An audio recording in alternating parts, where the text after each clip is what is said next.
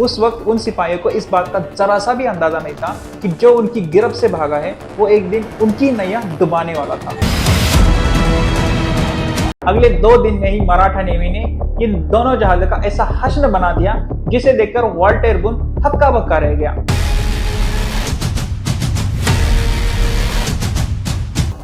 इधर कान्होजी अपनी बेटी की शादी की तैयारी में बिजी थे और उसी मौके का फायदा उठाकर कंपनी ने विजयदुर्ग पर हमला बोल दिया। साल 1490 के आसपास अहमदनगर का निजाम मलिक अहमद निजाम शाह ने अफ्रीका के इथोपिया भाग से कुछ सरदारों और गुलामों को खरीदा जो एबेसियन वंश के थे और उन्हें अपनी सेना में शामिल किया। थोड़े दिन बाद निजाम ने जंजीरा ये किला जीत लिया और इस किले पर इन्हीं एबेसियन लोगों को सेटल्ड किया। जैसे जैसे वक्त बीता गया इन्हीं एबेसियन लोगों ने जंजीरा के आसपास के एरिया को कंट्रोल करना शुरू कर दिया और खुद का ही वहां पर राज्य इस्टेब्लिश किया। अरबी में इन्हीं एबेसियन लोगों को सैयद बोला जाता था जिसका मीनिंग गुरु या फिर भगवान होता है। धीरे धीरे इसी सैयद का एब्रीवेशन सैयदी हो गया और थोड़ी देर बाद सिद्दी हो गया। इस तरह से जंजीरा के आसपास सिद्दी डायनेस्टी की शुरुआत हुई। 20 मई 1498 को वास्को दी गामा ने यूरोप से इंडिया आने का नेवल रूट फाइंड किया। उस वक्त इंडिया दुनिया का सबसे अमीर देश था जिसकी वजह से हर कोई इंडिया में ट्रेड करना चाहता था। डच, पुर्तगीज और इंग्लैंड इसमें सबसे आगे थे। धीरे धीरे इन यूरोपियन कंट्रीज ने इंडिया के वेस्टर्न कोस्टल एरिया में अपने नेवल बेसेस बनाने शुरू कर दिए। पोर्तुगीज गोवा में सेटल हुए और अंग्रेज मुंबई में और डच ने वेंगुर्ला में अपना नेवल बेस बनाया। इस तरह से यूरोपियन और अफ्रीकन कंट्रीज ने इंडिया के वेस्टर्न कोस्टल एरिया में अपने बेसेस बनाए और वहां के एरिया को कंट्रोल करना शुरू कर दिया।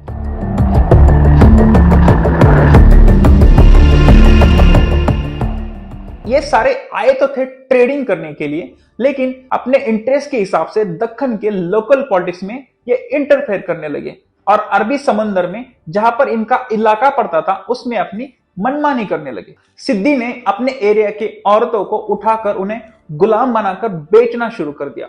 अगर आपको यह हरकत नीच लगती है तो पोर्तुगीज तो उससे भी गए गुजरे थे। पोर्तुगीज ने गोवा के हिंदुओं का फोर्सफुली क्रिश्चियनिटी में कन्वर्जन करना शुरू कर दिया था और जो कोई भी इसके लिए मना करता था उसे ब्रूटली टॉर्चर करके मारा जाता था।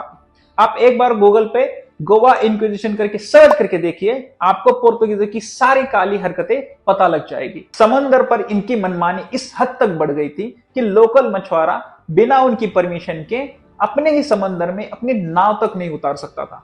छत्रपति शिवाजी महाराज को काफी अच्छे से पता था कि अगर स्वराज का कोकण वाला हिस्सा सेफ रखना है तो एक स्ट्रॉन्ग और कैपेबल नेवी सिस्टम का होना बहुत जरूरी है, जिसकी वजह से छत्रपति शिवाजी महाराज ने मराठा नेवी यानी मराठा आर्मार की स्थापना की।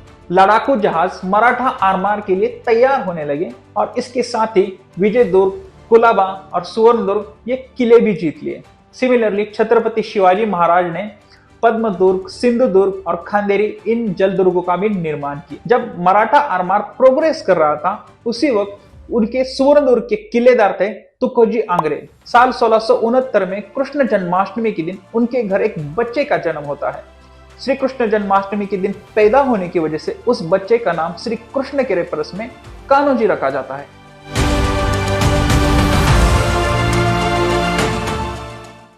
साल 1680 में छत्रपति शिवाजी महाराज का निधन हुआ और उसके थोड़े ही दिन बाद कान्होजी के पिता तुकोजी का भी। छत्रपति शिवाजी महाराज के जाने के बाद संभाजी महाराज ने मराठा नेवी को डेवलप करना जारी रखा। सिमिलरली कान्होजी आंग्रे भी मराठा नेवी के साथ जुड़ गए थे। उस वक्त मराठा नेवी की कमान संभाजी महाराज ने सिद्धोजी गुजर पर सौंपी थी। कान्होजी बीच बीच में गाइडेंस लेने के लिए ब्रह्मेंद्र स्वामी और बालाजी विश्वनाथ भट्ट के पास जाते थे। बालाजी विश्वनाथ भट्ट ये नाम याद रखिएगा क्योंकि आगे जाकर यही आदमी कान्होजी और मराठा एम्पायर की किस्मत बदलने वाले थे। युवा कान्होजी सिद्दी के खिलाफ बीच बीच में छोटी छोटी मुहिम करते रहते थे। एक बार तो सिद्दी के सिपाहियों ने उन्हें पकड़ा भी था, लेकिन राजा के सामने पेश करने से पहले ही कान्होजी वहां से भाग जाते हैं। उस वक्त उन सिपाहियों को इस बात का जरा सा भी अंदाजा नहीं था कि जो उनकी गिरफ्त से भागा है वो एक दिन उनकी नैया डुबाने वाला था। सुवर्णदुर्ग के किलेदार अचलोजी को एक बार छत्रपति संभाजी महाराज से मिलने रायगढ़ जाना था। रायगढ़ जाते वक्त वो अपने साथ कान्होजी को भी लेकर गए। जब पहली बार कान्होजी छत्रपति संभाजी महाराज से मिले तो उनके विचार और उनकी लीडरशिप देखकर कान्होजी काफी इंस्पायर्ड हुए और मानो उन्हें जिंदगी जीने का नया मकसद सा मिल गया।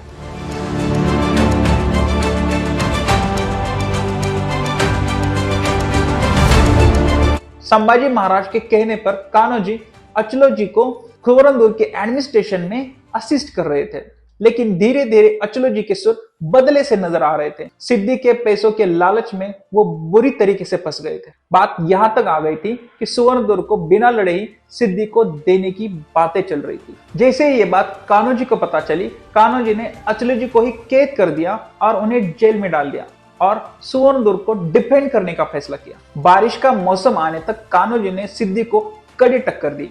जैसे ही बारिश का मौसम शुरू हुआ, मूसलाधार बारिश में समंदर की उफनती लहरों के बीच में अपनी लड़ाकू जहाजों को कंट्रोल करना सिद्धि के लिए मुश्किल हो रहा था, जिसकी वजह से सिद्धि ने बैकआउट किया और कान्होजी ने सक्सेसफुली सुवर्णदुर्ग को डिफेंड किया। जैसे ये बात रायगढ़ पहुंचती है, छत्रपति संभाजी महाराज ने कान्होजी की प्रशंसा करते हुए अचलोजी को किलेदार पद से हटाया और कान्होजी को सुवर्णदुर्ग का नया किलेदार बनाया। साल 1689 में औरंगजेब ने छत्रपति संभाजी महाराज की क्रूर हत्या कर दी और उसके बाद रायगढ़ पर भी कब्जा कर लिया और छत्रपति संभाजी महाराज की पत्नी येसुबाई और उनके बेटे शाहू महाराज को भी कैद कर लिया। छत्रपति शिवाजी महाराज के छोटे बेटे राजाराम महाराज भी रायगढ़ छोड़कर जिंजी चले गए थे और जाते वक्त अपने साथ मराठा नेवी के चीफ सिद्धोजी गुजर को भी अपने साथ ले गए थे, जिसकी वजह से मराठा नेवी की सारी जिम्मेदारी कान्होजी के कंधों पर आ पड़ी थी। औरंगजेब हर एक नए दिन मराठा साम्राज्य का प्रदेश अपने कब्जे में कर रहा था। उसने कोकण के भी काफी सारे किलों पर अपना हक जमाया था और उसके साथ ही उसने मुगल नेवी की कमान सिद्धियों को सौंपी थी, जिसकी वजह से सिद्धि की ताकत और भी बढ़ गई।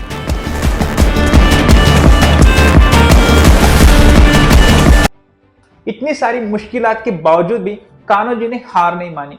उन्होंने सागरगढ़ और राजकोट ये दोनों किले मराठा नेवी की तरफ खींच लिए। इसके साथ ही कोकण के नॉर्दर्न एरिया में अपना कंट्रोल करना शुरू कर दिया। लेकिन इस सारी मुहिमों के लिए पैसों की सख्त जरूरत थी, जिसे सॉल्व करने के लिए कान्होजी ने अपने एरिया से गुजरने वाले जहाजों से टैक्स कलेक्ट करना शुरू कर दिया। इस टैक्स के बदले कान्होजी उन्हें ट्रैवल परमिट यानी परवाना इशू करते थे। इस टैक्स की वजह से मराठा नेवी की इकोनॉमी प्रोग्रेस होना शुरू हो गई और जिस किसी जहाज के पास भी ये परवाना नहीं होता था, उन्हें मराठा नेवी लूट लेती थी। धीरे धीरे कान्होजी का शौर्य कोकण के समंदर पर लहराना शुरू हो गया था और मराठा नेवी अपने सबसे बड़े कमबैक की तैयारी कर रही थी। मुंबई के अंग्रेज और जंजीरा के सिद्धि को कंट्रोल करने के लिए कान्होजी एक स्ट्रैटेजिक पॉइंट को ढूंढ रहे थे। इसी बीच उनकी नजर कोलाबा पर पड़ती है। कोलाबा से मुंबई और जंजीरा का डिस्टेंस ऑलमोस्ट सेम पड़ता था, जिसकी वजह से दोनों को एक साथ कंट्रोल करने में कोलाबा एक इंपॉर्टेंट रोल प्ले कर सकता था, जिसकी वजह से कान्होजी ने अपना प्राइमरी नेवल बेस सुवर्णदुर्ग से हटाकर कोलाबा कर लिया।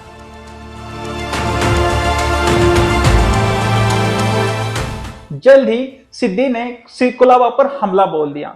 सिद्धि खुले समंदर में कान्होजी के साथ युद्ध चाहता था, लेकिन कान्होजी को यह काफी अच्छे से पता था कि सिद्धि के सामने खुले समंदर में उनका टिकना मुश्किल होगा, जिसकी वजह से मराठा नेवी गुरिल्ला वारफेयर के तहत छोटे हमले करके वापस आ जाती थी। ऐसे हमलों की वजह से सिद्धि काफी फ्रस्ट्रेट हो रहा था और एक दिन उसका संयम टूट गया और वो किले के काफी नजदीक आ गया और वही कान्होजी चाहते थे। इस युद्ध में सिद्धि की बुरी तरीके से हार हो गई और कोलाबा पाने के चक्कर में सिद्धि ने सागरगढ़ भी गंवा दिया। साल 1715 में ईस्ट इंडिया कंपनी का गवर्नर एशले बे वापस इंग्लैंड चला जाता है और उसकी जगह एक नया गवर्नर आता है जिसका नाम था वाल्टेयर बून। वाल्टेयर बून मराठा नेवी के खिलाफ काफी अनाप शनाप बातें बोल रहा था और एग्रेसिवली युद्ध करने के लिए तैयार हो रहा था और एक बार तो उसने कान्होजी को पायरेट्स तक बोला था। मुंबई के कंपनी को चोक करने के लिए कान्होजी ने मुंबई के करीब का खांदेरी किला अपने कब्जे में कर लिया। खांदेरी से मुंबई पोर्ट की ओर जाने वाली हर एक जहाज पर कान्होजी नजर रख सकते थे, जिसे काउंटर करने के लिए कंपनी ने ब्लैक हेन और गोल्डफिन ये दो लड़ाकू जहाज पानी में उतारे। अगले 2 दिन में ही मराठा नेवी ने इन दोनों जहाजों का ऐसा हश्र बना दिया जिसे देखकर वॉल्टेर बुन हक्का बक्का रह गया और उसे मराठा नेवी की ताकत का अंदाजा आ गया। थोड़े ही दिन बाद एन ऑफ कारवार और डिफाइंस ये 2 जहाज मुंबई पोर्ट की ओर जा रहे थे। उन दोनों जहाजों के पास परवाना ना होने की वजह से मराठा नेवी ने उन्हें जब्त कर लिया। हालांकि एन ऑफ कारवार का कैप्टन चाउन ने इसका विरोध किया। उस हाथापाई में चाउन की मौत हो गई। बाकी सारे क्रू मेंबर्स और इन दोनों जहाजों को छुड़वाने के लिए कंपनी ने मराठा नेवी को 30,000 रुपए दिए। साल 1713 में कान्होजी ने अंग्रेजों के साथ ट्रीटी साइन कर ली। हालांकि उस ट्रीटी में काफी सारे रूल्स कान्होजी के मन के मुताबिक नहीं थे, फिर भी उन्होंने उस पर साइन किया, क्योंकि आने वाले समय में कान्होजी के सामने एक और मुश्किल आ पड़ी थी और कान्होजी एक साथ जल और भूमि पर युद्ध नहीं चाहते थे, जिसकी वजह से उन्होंने अंग्रेजों के साथ समझौता कर लिया।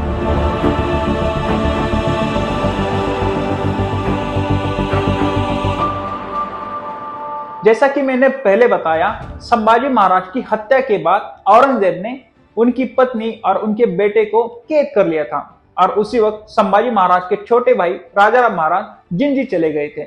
उस मुश्किल वक्त में राजाराम महाराज की पत्नी महारानी ताराबाई ने कोल्हापुर में जाकर मराठा स्वराज की कमान संभाली थी। 3 मार्च 1707 को औरंगजेब की मौत हो गई और उसके थोड़े ही दिन बाद शाहू महाराज को रिहा कर लिया गया। रिहा होने के बाद शाहू महाराज दक्कन वापस लौट आते हैं और आने के बाद राज सिंहासन पर अपना हक बताना शुरू कर देते हैं, लेकिन महारानी ताराबाई ने इससे जम के विरोध किया। हालांकि काफी सारे लोगों ने दोनों के बीच समझौता करने की काफी कोशिश की, लेकिन सब विफल रहा। शाहू महाराज ने अपना अलग सिंहासन सातारा में बसा लिया, जिसकी वजह से मराठा स्वराज्य के अंदर 2 राज सिंहासन अलग से निर्माण हो गए, एक कोल्हापुर सिंहासन और एक सातारा सिंहासन। उस वक्त कान्होजी महारानी ताराबाई की तरफ से थे। महारानी ताराबाई के कहने पर कान्होजी को शाहू महाराज के खिलाफ मुहिम करनी थी। शाहू महाराज ने कान्होजी के खिलाफ अपने पेशवा बहिरोपंत पिंगड़े को भेजा, लेकिन कान्होजी ने उनको ही कैद कर लिया और उसके साथ में तुंग, तिकोना और लोहगढ़ ये तीनों किले जीत लिए। लेकिन उसी वक्त शाहू महाराज ने अपना तुरुप का इक्का निकाला और बालाजी विश्वनाथ भट्ट को नया पेशवा बनाया और उन्हें कान्होजी के खिलाफ भेजा।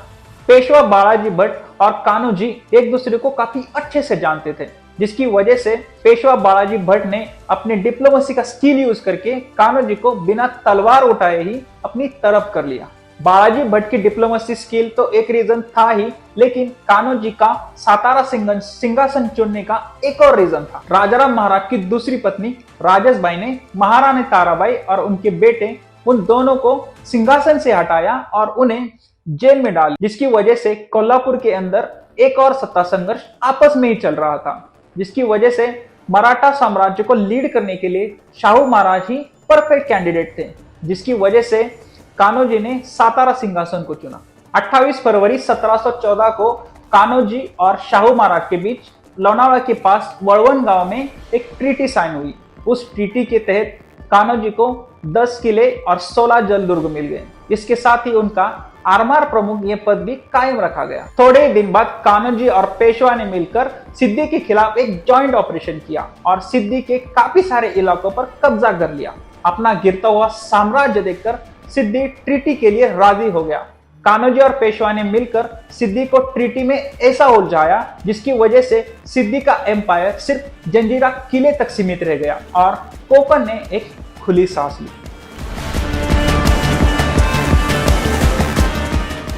साल 1713 में जो कंपनी के साथ ट्रीटी साइन हुई थी, उसे अंग्रेज स्ट्रिक्टली फॉलो नहीं कर रहे थे, जिसकी वजह से वॉल्टेर बुन और कान्होजी के बीच तीखी बहस हो रही थी।